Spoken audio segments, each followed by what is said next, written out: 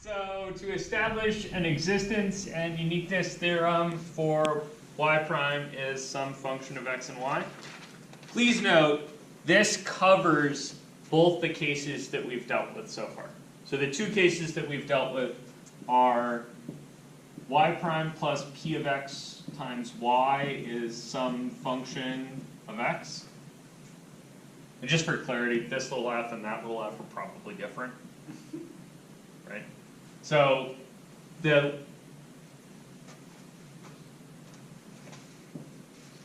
little f that I'm talking about today is a function of this little f. So if I wanted to solve this, I could solve this to y prime is my funny non-homogeneous part, right?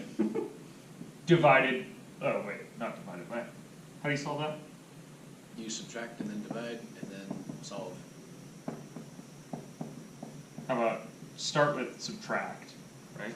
And then divide. So then this junk here, that's your f of x and y that I'm talking about today. In the other case, which was the separable case, we had something like y prime is g of x times h of y. Right? And that whole business is my f of x and y today. So these guys, the separable equations and the first order linear equations, those you know how to solve, right? Yeah. So what I'm talking about today is not necessarily things that you'll ever know how to solve, but it includes the things you know how to solve. You guys see that?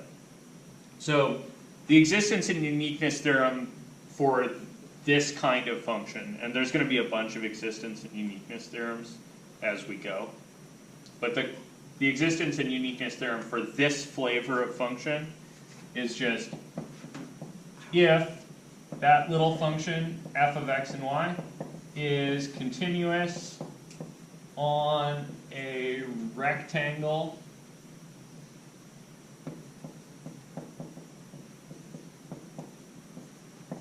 AB by CD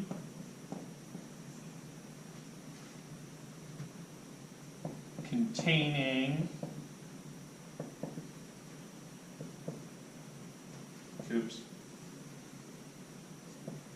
y naught, point is x naught comma y naught, and I forgot to throw in that we should probably have an initial value here.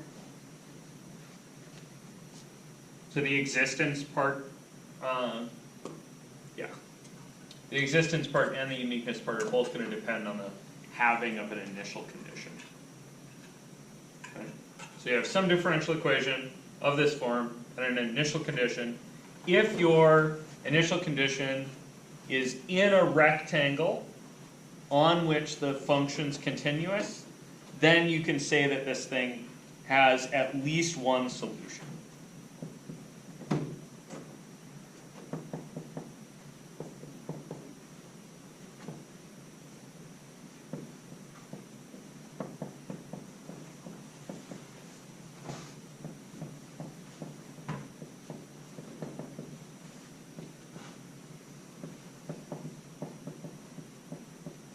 And it's just going to be on an interval about x naught at this point. Not the same interval, I reckon. Yeah, so it's known to be any interval that's just a teenth smaller than the rectangle, but it does have to be just a little bit smaller. You can't actually get to the edges of the rectangle. Right. Does that kind of make sense? Because of the limit on the edges. Yeah, there might be an issue that you could be hard up against. Right.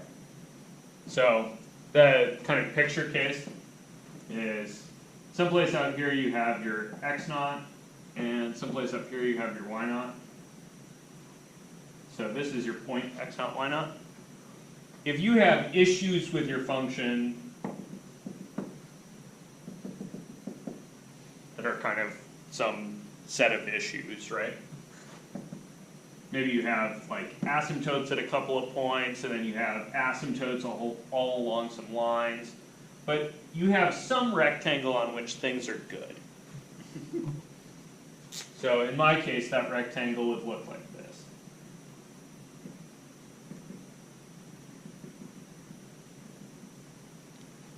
Including the bottom ones? This guy? Yeah. That was just an X naught. No. I need to have a different notation for my problems. Damn it, that one doesn't work either.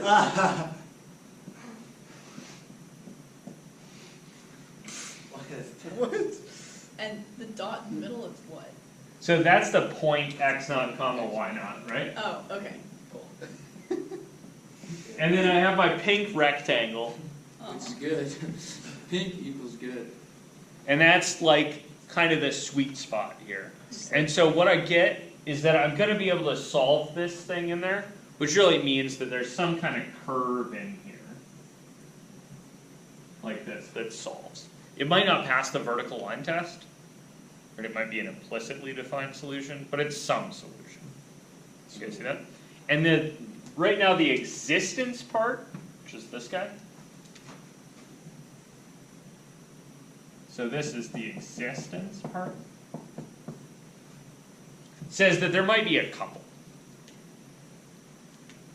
And this is a weird thing.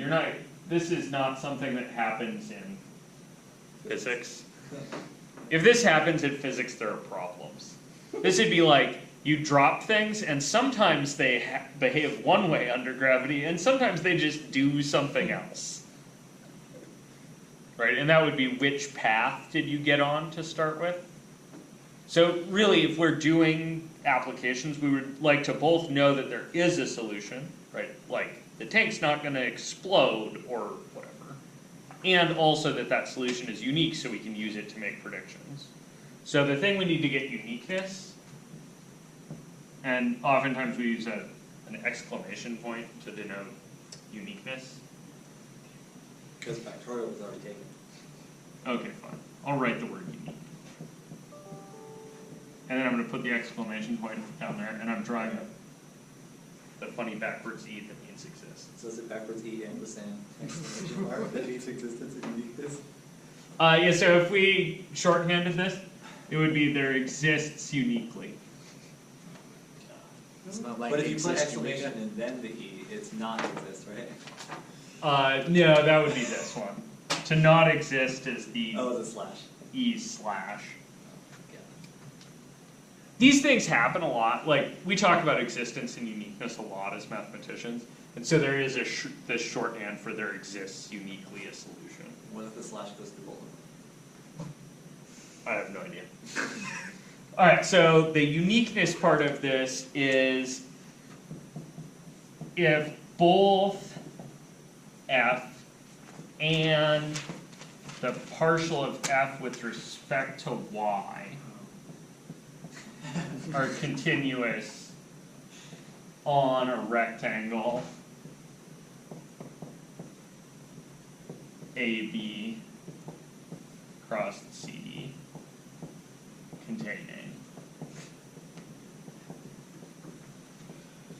x naught comma y naught, then there is a unique solution. So the existence part tells you that there's going to be a solution anyway, and then this part says, and also that's going to be the only one. So you don't have this kind of two possible paths behavior, there's just one. So, like real life stuff? Yeah, so this is what you want. If you find that you have a function, right? If you find you have this function, f of x and y, that you're setting up, and you're not able to verify that the solution is going to exist and be unique, then you're probably looking at some kind of a serious issue.